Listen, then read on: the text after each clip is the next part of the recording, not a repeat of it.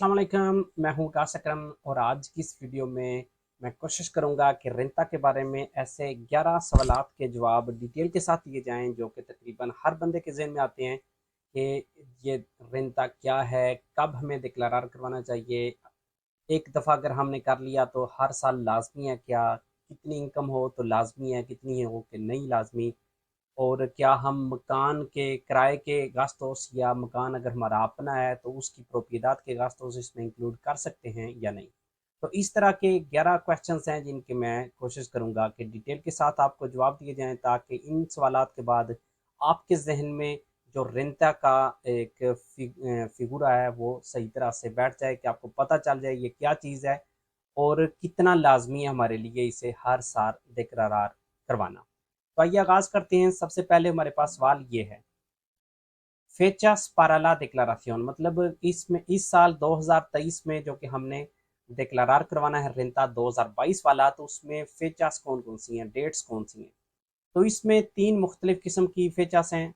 सबसे पहले तो यह है कि अगर आप अपना रेंता खुद डिक्लारार करवाना चाहते हैं या किसी असेसोर से ऑनलाइन करवाते हैं तो उसके लिए जो टाइम पीरियड है वो आपके पास है 11 अप्रैल से लेकर 30 जून तक। तो क्योंकि ये आपने खुद करना होता है, कोई सीतास वगैरह की ज़रूरत नहीं होती, तो 11 अप्रैल से लेकर आप 30 जून तक किसी दिन भी अपनी जो डिक्लाराción de la renta है वो प्रेजेंटार करवा सकते हैं। उसके बाद फेच आ जाती है कि अगर आप चाहते हैं कि जो हसींदा वाले हैं उनसे आप रेंता डिक्लारार करवाएं टेलीफोन के ज़रिए, तो वो फेचास हैं 5 मई से लेकर 30 जून तक। मतलब 5 मई से 30 जून तक आप ऑनलाइन अपना रेंता टेलीफोन के ज़रिए अपना रेंता डिक्लारार करवा सकते हैं। हसींदा वाले खुद कॉल करेंगे आपको, कॉल पे आपने अपनी सारी इन्फॉर्मेशन देनी है जिस और साथ में वो आपकी जो डिक्लाराción de la renta है वो प्रेजेंटार कर देंगे। लेकिन ये सीता प्रीविया के साथ है, आसिंदा की वेबसाइट से आपने सीता लेनी है कि वो आपको कॉल करें। तो सीता लेने की पहली डेट है वो 3 मई है, 3 मई से लेकर 29 जून तक आप सीता ले सकेंगे ताकि टेलीफोन के ज़रिए वो आपका रेंता डिक्लारार करें। उसके बाद आ जाती है डिक्लाराción प्रेसेंशियल, मतलब आप आसिंदा के ऑफिस जाके अगर अपना रेंता डिक्लारार करवाना चाहते हैं तो उसके लिए 1 जून से लेकर 30 जून तक आपके पास टाइम है। तो इसके लिए जो सीतास हैं वो आप 25 मई से 29 जून तक ले सकते हैं ताकि आप सीता लेके जो आसिंदा का ऑफिस है वहाँ जाके अपना रेंता डिक्लारा करवा लें। तो ये मेन एक चीज़ होती है। फिर चस का हमें मतलब डेट्स का नहीं पता होता किस वक्त हमने करना होता है, तो ये उसके बारे में पहला सवाल था। अगला सवाल आ जाता है कि कब मेरे लिए जो रेंता डिक्लारार करवाना लाजमी है, मतलब किन सूरतों में मेरे लिए लाजमी है कि मैंने करवाना ही करवाना है, अगर मैं नहीं करवाऊंगा तो मुझे जुर्माना होगा। तो उसमें दो कंडीशंस हैं, मतलब दो मेन जो पॉइंट्स हैं वो आपने जहन में रखने हैं। पहला ये कि अगर आपने पूरे साल में किसी एक ही जगह से पैसे लिए हैं, पैसे लेने का मतलब है कि आपने काम किया और काम की वजह से या आपकी इनकम किसी एक ही इदारे से या एक ही जगह से एक ही कंपनी से हुई है, तो उस केस में 22,000 से अगर आपने कम कमाए हैं एक ही जगह से, तो फिर आपको रेंता डिक्लारार करवाना लाजमी नहीं है। आपके लिए करवा लें वो आपकी मर्जी है लेकिन लाजमी नहीं है। और अगर आपको पैसे मिले हैं एक से ज़्यादा जगहों से, और जो एक एक जगह से आपको मिले हैं, फॉर एग्जांपल आपको मिले हैं 13,000 और दूसरी जगह से आपको मिले हैं 2,000, 13,000 और 2,000 15,000 हो गए, तो फिर भी आपके लिए लाजमी है। तो अगर आपने एक से ज़्यादा जगहों पे काम किया है या एक से ज़्यादा जगहों से आपको पैसे मिले हैं, मतलब आपने कुछ महीने काम किया, कुछ महीने आपको पारो मिली है, तो मिला के अगर आपका 14,000 से ज़्यादा बन जाता है तो फिर भी आपके लिए रेंता डिक्लारार करवाना लाजमी है। इस साल जब आप 2022 का रेंता डिक्लारार करवा रहे हैं तो ये लिमिट 14,000 है, अगले साल ये लिमिट 15,000 हो जाएगी। लेकिन इस साल क्योंकि हम पिछले साल का करवा रहे हैं तो उस वजह से इस साल 2023 में आप जो रेंता डिक्लारार करवा रहे हैं पिछले साल का, वो लिमिट है एक से ज़्यादा पागादोरेस की 14,000। इसके अलावा लाजमी है उन लोगों के लिए रेंता डिक्लारार करवाना चाहे जो भी उनके इंग्रेसोस हों, जो इंग्रेसो मिनिमो विताल ले रहे हैं या आपको किसी किस्म की पेंसियन कॉम्पेंसातोरिया, मतलब अपने हस्बैंड या वाइफ की जो आप वियोदात की पेंशन ले रहे हैं, जो लोग ये ले रहे हैं उनके लिए भी ये रेंता डिक्लारार करवाना लाजमी है। अगला सवाल आ जाता है कि अगर मैंने एक साल अपना रेंता डिक्लारार करवा लिया है तो क्या हर साल मेरे लिए लाजमी है कि मैंने करवाना ही करवाना है। तो इसका जवाब है नहीं। ये हर साल की कंडीशंस पे डिपेंड करता है, उस साल आपकी इनकम कितनी हुई है, आपने कितनी जगहों पे काम किया है, तो उन सारी चीज़ों पे जो भी हमने बात की है पिछले सवाल में, उन सारी चीज़ों को मद्देनज़र रखते हुए अगर एक इस साल फॉर एग्जांपल आपने करवाया है, अगले साल आपकी इनकम इतनी ज़्यादा नहीं है, तो लाज़मी बिल्कुल भी नहीं है कि आप करवाएँ। अगला सवाल जो ज़हन में आता है वो आता है कि जो हसींदा है, जो ये जो रेंता का जो ऑफिस है, ये हमें पैसे देते हैं, मतलब अपने पास से देते हैं या वापस करते हैं? तो इसका जवाब थोड़ा सा टेक्निकल है। पहले अगर सिंपल जवाब अगर आप मेरे से मांगेंगे तो इसका मतलब है कि वो आपको अपने पास से कुछ भी नहीं देते, वो आपको वापस करते हैं। इसी वजह से जब आपको रेंता के पैसे आपको मिलने होते हैं तो वहां पे लिखा होता है दे बोलबेर आधे बोलबेर। इसका मतलब ये होता है कि हर महीने आप अपनी जो नोमिना आपकी होती है उस नोमिना में से 1% आप ईआरपीएफ का देते हैं। वो इसलिए आप देते हैं कि साल के एंड पे देखा जाएगा कि आपकी फैमिली सिचुएशन को, आपकी पर्सनल सिचुएशन को मद्देनजर रखते हुए आपका कितना टैक्स बनता है। अगर तो आपने उससे ज़्यादा हसींदा को दे दिया है तो आपको पैसे वापस मिलेंगे, अगर आपने उससे कम दिया है तो आपको पैसे देने होंगे। तो इसका मतलब ये है कि जब आपको वापस भी मिलता है तो वही मिलते हैं जो आपने पहले दिए होते हैं। तो इसका मतलब है मैक्सिमम आपको वो मिल सकता है जो कि आपने उनको दिया हुआ है। तो अगर आपने 1000 टैक्स दिया हुआ है और आपके पास आपके 3-4 बच्चे हैं और आप मतलब सारी फैमिली आप इकट्ठे रह रहे हैं और आपकी वाइफ काम नहीं करती, आपको खूनता डिक्लारार करवाते हैं, तो इस वजह से मैक्सिमम जो आपको वापस मिलेगा वो 1000 होगा। लेकिन कुछ ऐसी कंडीशंस हैं जिनमें हसींदा अपने पास से आपको पैसे देता है, मतलब जहाँ पे जो आपने पे किया होता है उससे ज्यादा आपको मिलते हैं। वो कौन सी कंडीशंस हैं? जब आपकी फैमिलिया नुमेरोसा होगी या आपकी फैमिली में खुदा न खास्ता डिस्कैपेसिटेड है किसी को, चाहे वो 65 साल से बड़ा हो या वो बच्चा हो कोई डिस्कैपेसिटेड वाला, तो उसके आपको जो अमाउंट है वो मिलती है एक्स्ट्रा। तो ये जो फ़ैमिलिया नुमेरोसा वाली है, और ज़्यादातर लोगों ने हर महीने के हिसाब से लगवाई होती है। अगर 3 बच्चे हैं तो 100 यूरो महीने का मिलता है, अगर 3 से ज़्यादा बच्चे हैं, फ़ैमिलिया नुमेरोसा स्पेशल है, तो 200 यूरो मिलती हैं।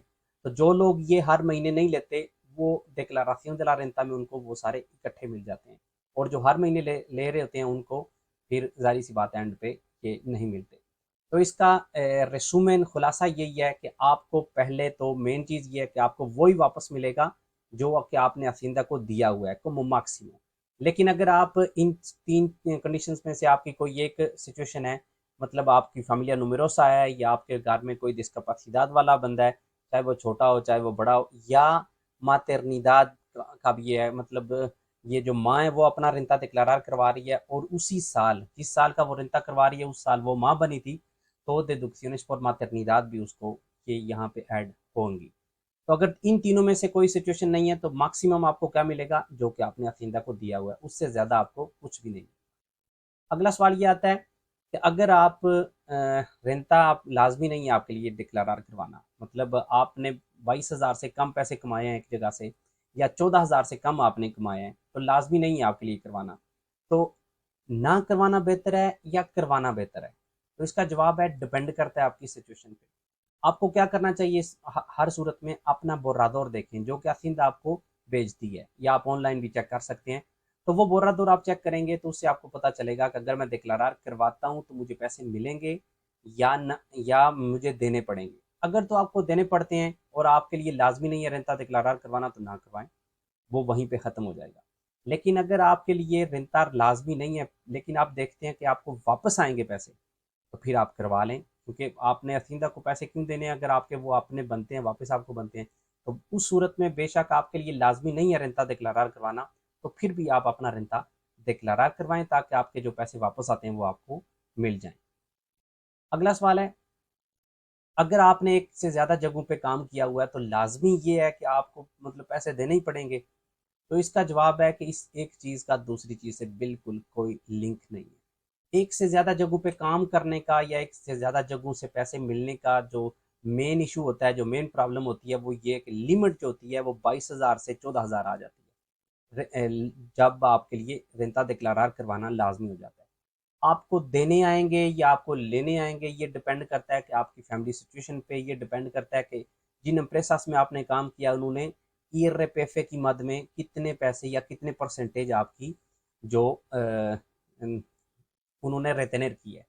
तो आप क्या कर सकते हैं, जब आपको पता होगा कि आप साल में एक से ज़्यादा जगहों पे आपने काम करना है, तो बेहतर यह है कि हर कंपनी को काम शुरू करने से पहले आप कहें कि मेरा कम से कम तुमने 10 से 12% जो है ना वो ईआरपीएफ का रिटेनर करना है, ताकि बाद में साल के बाद जब आप रेंता डिक्लारार कराएं तो कोई सरप्राइज वगैरह ना आए। तो इसका मतलब खुलासातन यही है कि एक से ज़्यादा 2, 3 या 5 कंपनीज में काम करने का मतलब ये नहीं होता कि रेंता के पैसे आपको वापस देने ही होंगे, मतलब आपको पगार करने होंगे। बिल्कुल इसका ये मतलब नहीं होता है। इसका मेन मकसद ये होता है कि जो लिमिट होती है वो कम हो जाती है। बाकी आपने देने हैं या आपको मिलने हैं वो आपकी फैमिली सिचुएशन पे डिपेंड करता है और डिपेंड करता है कि हर 9 महीना से कितने पैसे आपके रिटर्न हुए हैं। ज़्यादातर ऐसे क्यों होता है कि जब आप एक से ज़्यादा कंपनीज में काम करते हैं तो आपको पैसे देने पड़ते हैं। उसकी मेन वजह ये होती है कि जब किसी भी कंपनी में आप काम करते हैं, पहले 6 महीने आपने एक कंपनी में काम किया, उसके बाद छोड़ के आप जब दूसरे एम्प्रेसा में जाते हैं तो दूसरा एम्प्रेसा कहता है मतलब 6 महीने रह गए हैं साल के सिर्फ, तो उन 6 महीनों में ये बंदा 6,000 कमाएगा या 7,000 कमाएगा।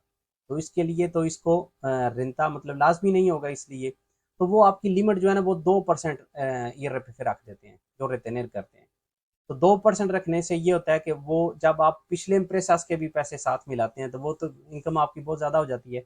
उस वजह से रिटेनर कम करने की वजह से आपको पैसे देने पड़ सकते हैं, लेकिन इसकी ये वजह बिल्कुल भी नहीं कि आपने एक से ज़्यादा जगहों पे काम किया तो उस वजह से आपको पैसे ज़्यादा देने पड़ेंगे। ये थोड़ा सा शायद टेक्निकल काम यहाँ पे आ गया है, शायद आपको इस चीज़ की जो है ना वो सही तरह से समझ ना आई हो, लेकिन खुलासातन यही है कि एक जगह पे काम करें 10 जगहों पे काम करें, उसका इस चीज़ से कोई लिंक नहीं है कि आपको पैसे देने होंगे या लेने। उसके बाद है, क्या आप अपनी जो रिहाइश है उसके जो गास्तोस हैं वो अपने रेंता में इंक्लूड कर सकते हैं या नहीं।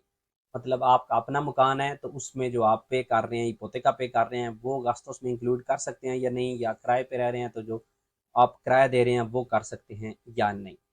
तो इसमें अगर आपका अपना मकान है और वो आपने 2013 से पहले का लिया हुआ है तो फिर उसमें पूरे साल में जितना भी आप देंगे उसका 15% आप इंक्लूड कर सकते हैं अपने गास्तों में, लेकिन सिर्फ उस सूरत में जब आपने मकान लिया हुआ है 2013 से पहले। अगर आपने मकान लिया 2013 से बाद तो फिर आप ये गास्तों से इंक्लूड उसमें नहीं कर सकते। और अगर आप किराए पे रह रहे हैं तो किराए के लिए जो टाइम की लिमिट है वो 2015 है। 2015 से अगर आपका 2015 से पहले से आपका कॉन्ट्रैक्ट हुआ है तो फिर आप उसका जो 10 साल या 0.5% उसका जो आपने हर महीने आप पे करते हैं किराए का, वो आप गास्तोस दे डिडक्टिबल्स में इंक्लूड कर सकते हैं।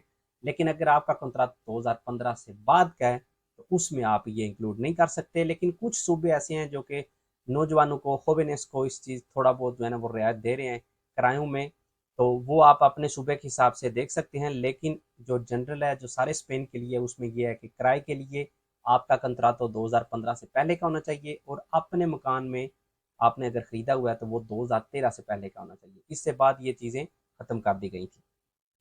अगला सवाल है कि कब आपके लिए बेहतर है कि आप डिक्लाराción conjunta करवाएं, मतलब मियाँ बीवी दोनों इकट्ठा रेंता डिक्लारा करवाएं। तो ये उस सूरत में बेहतर है जब दोनों में से एक काम करता है या दोनों काम करते हैं और एक के इंग्रेसोस बहुत कम है। अगर दोनों काम करते हैं, दोनों के इंग्रेसोस ज़्यादा हैं तो बेहतर है कि अलग-अलग से आप अपना रेंता डिक्लारार करवाएं। उसकी वजह ये है कि जो रेंता है ये एक ऐसा टैक्स है जो कि स्टेप बाय स्टेप जाता है। 19,000 के लिए परसेंटेज टैक्स की कम है, 19 से 24,000 के लिए बढ़ जाती है, 24 से 30,000 के लिए बढ़ जाती है। तो अगर आप सारा इकट्ठा करवाएंगे तो आपका जो अमाउंट इकट्ठी अमाउंट होगी वो ज़्यादा होगी, इसलिए परसेंटेज उसमें ज़्यादा लग सकता है।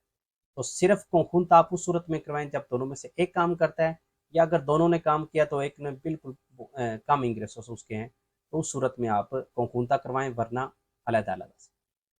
उसके बाद यह है कि जो बोर्रादोर होता है जो आपको मतलब रेंता डिक्लारार करने से पहले आमतौर पे घर में आ जाता है आपके कि आपने इसको ओके करना होता है, तो उसमें गलतियां हो सकती हैं या नहीं। तो बिल्कुल उसमें गलतियां होती हैं और बहुत दफ़ा होती भी हैं।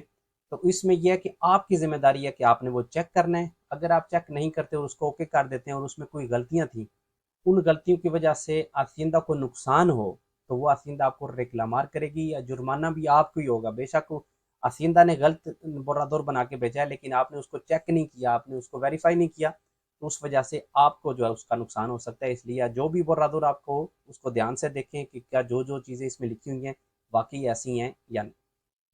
उसके बाद जब आप पारो पे, सवाल ये होता है कि आप पारो पे हैं तो क्या आपके लिए रेंता डिक्लारार करवाना लाजमी है।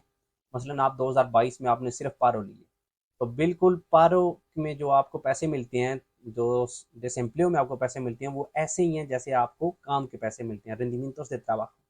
तो उस केस में भी आपने देखना है, अगर तो आप सिर्फ पारो आपने ली है तो 22,000 से कम अगर ली होगी तो लाजमी नहीं है, और अगर आप पारो के साथ कुछ काम भी किया तो 14,000 से कम अगर इनकम होगी तो लाजमी नहीं है, अगर ज़्यादा होगी तो नॉर्मल सिचुएशन की तरह आपके लिए रेंटा डिक्लारार करवाना लाजमी है।